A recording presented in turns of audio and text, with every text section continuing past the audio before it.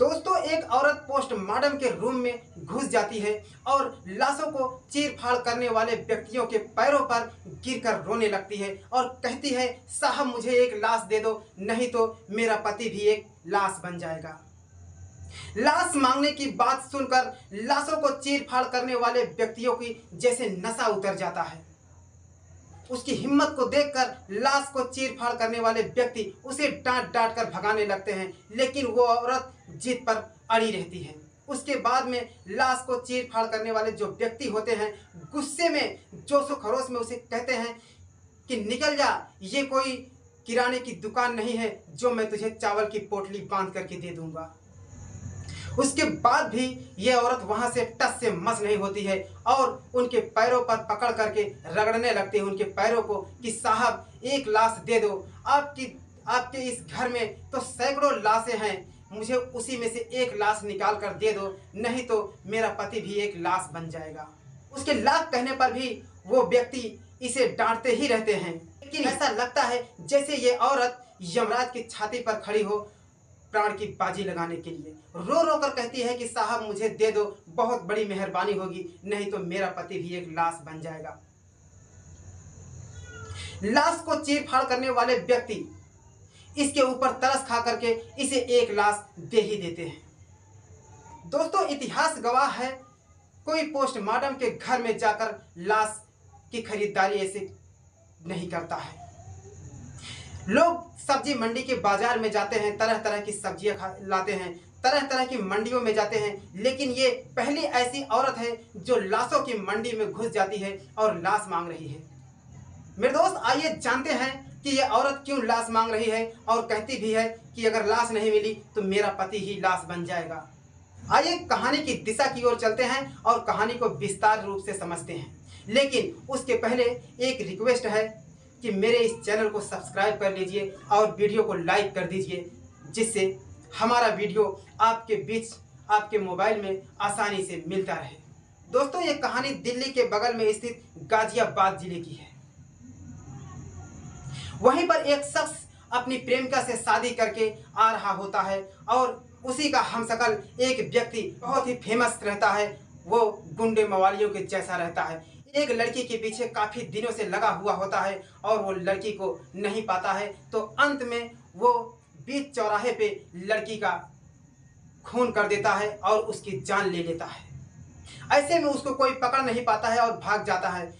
तो उसकी शक्ल को देखते हैं तो सेम टू सेम ये जो लड़का गाजियाबाद का लड़का है उसकी शक्ल उससे मिलती है।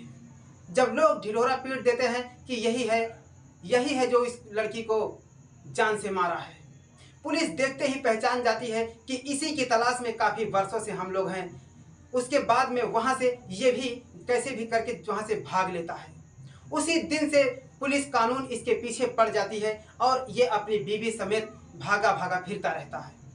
उसके बाद ये भागा भागा फिरता रहता है, कई हफ्तों भागा ही रहता है, ये किसी को नज़र नहीं आता है, लेकिन पुलिस इसके पीछे हाथ धोकर कुत्तों की तरह पड़ी रहती है। एक समय वो भी आता है कि जब ये चारों तरफ से घिर चुका होता है, इसका कोई भी रास्ता निकलने को नहीं बचा होता है। फिर भी इसकी औरत इसे एक ऐसे जगह पर छुपा करके अपने पति के प्राण को बचाने के लिए कोशिश करती रहती है। उसकी खोपड़ी काम नहीं करती है और वो तुरंत एक पोस्टमार्टम घर में जाती है और वहीं पर लाश मांगने लगती है। मेरे दोस्त, मैंने पहले बताया था कि एक औरत पोस्टमार्टम घर में लाश मांगने लगती है, तो वहाँ से ये औरत एक लाश लेकर आती है। उस शहर के बीचों बीच रोड पर लाश को रख करके जोर जोर से चिल्लाने लगती है, रोने लगती है, बिलाप करने लगती है।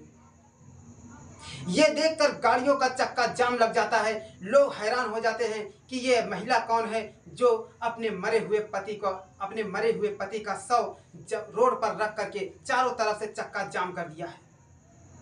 उसके बाद पुलिस उसको ढूंढते ढूंढते जब वहाँ पे खबर मिलती है तो पुलिस जब आ जाती है तो बोलते हैं इसी की तलाश थी मुझे। जैसे ही पुलिस उस औरत के हाथ को पकड़ना चाहा तो वो झट से खड़ी होती है और कहती है, खबरदार किसी ने अगर हाथ लगाने की कोशिश की तो।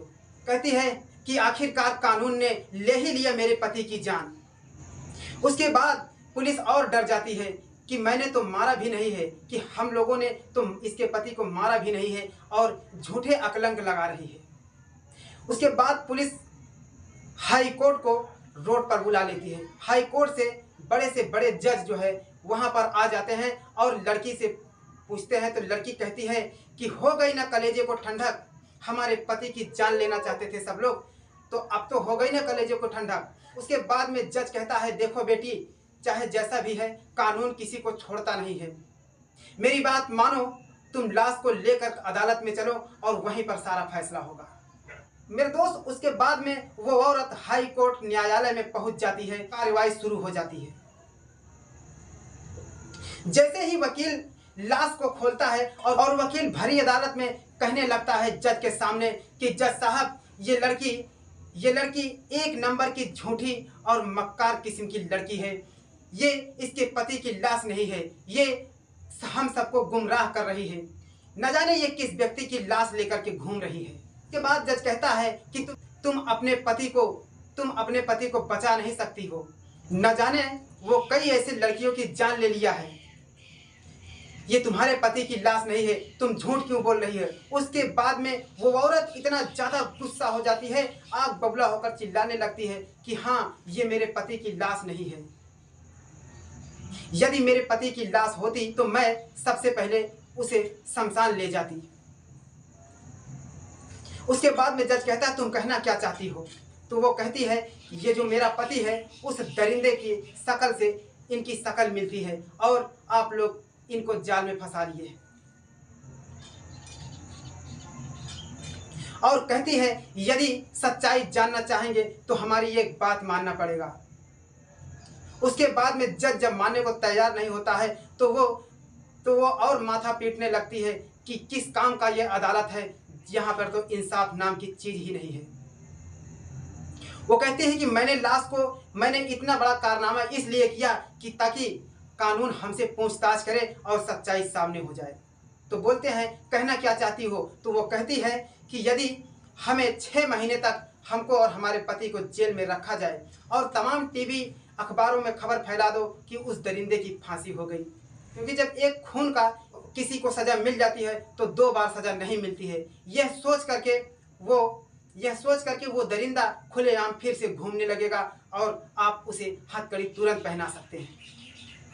ये बात सबको भा गई और जज बोलता है कि ऐसे ही होगा। उसके बाद में उन दोनों को जेल में बंद कर दिया जाता है।